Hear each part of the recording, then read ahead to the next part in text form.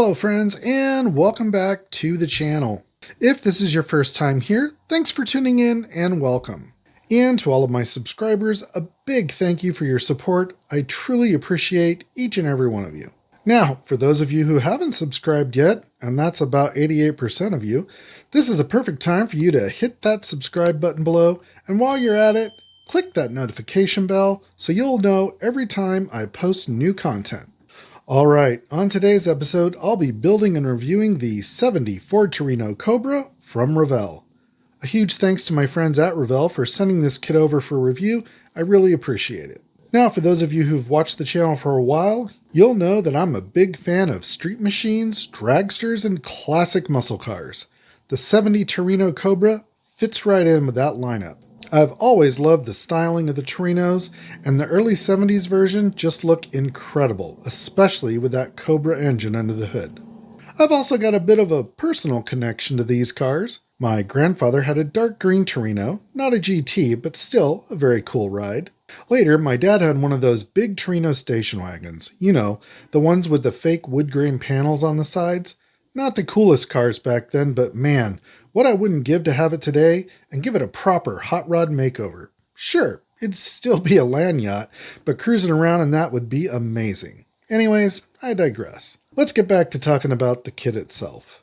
This tooling first came out in 2000, which doesn't feel all that long ago, but somehow that's 25 years now. Since then, it's been re-released 5 times, with this 2023 release being the most recent. Updates for this version include new decals and high back front bucket seats.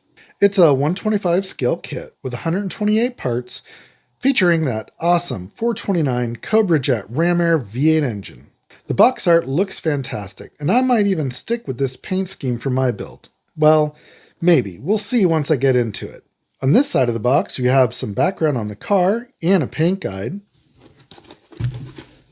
And on this side, you have some great photos of a completed model for inspiration. Alright, so let's crack this thing open and see what's inside.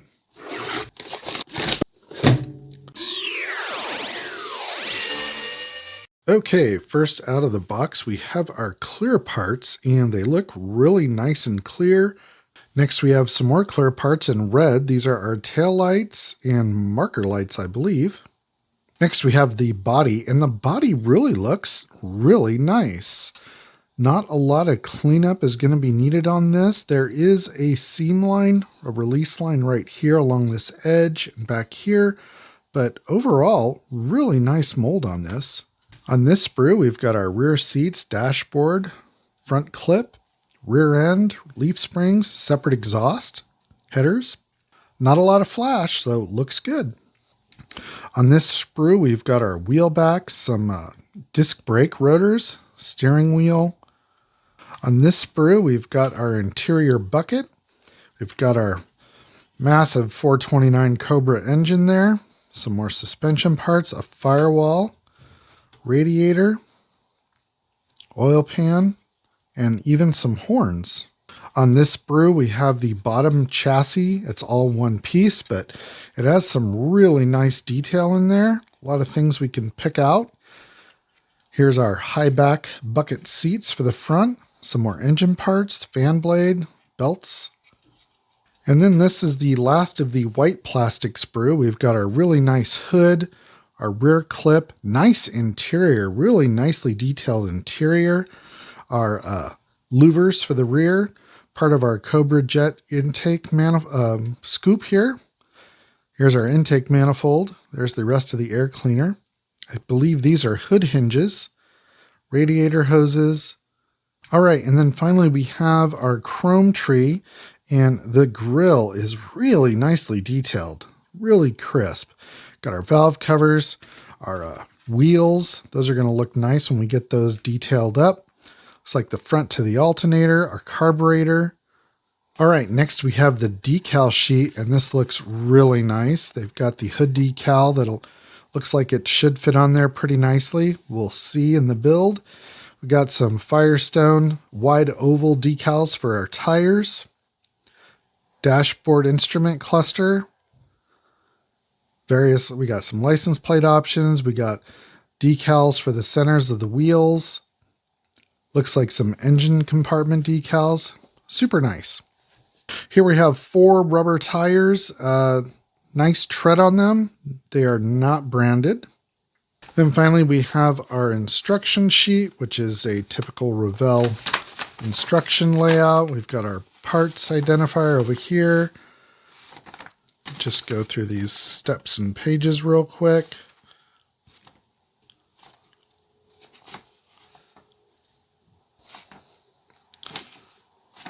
And then on the back, we've got a really nice layout for our decals.